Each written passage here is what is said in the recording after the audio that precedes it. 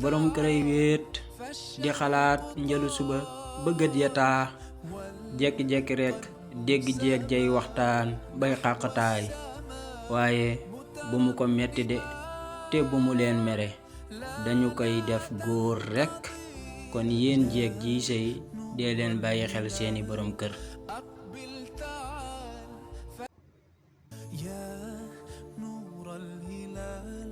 góor ñu bari bi ñu takkee soxna ba noppi ci la ñuy door a seetlu ne dañoo juum kii du seen soxna. jigéen ñi it naka noonu. yow mi tànn soxna wala yow mi tànn borom kër déglul ma laabiri la li yonent bi sallallahu alayhi wa sallam waxoon. takkal soxna ngir ñeent.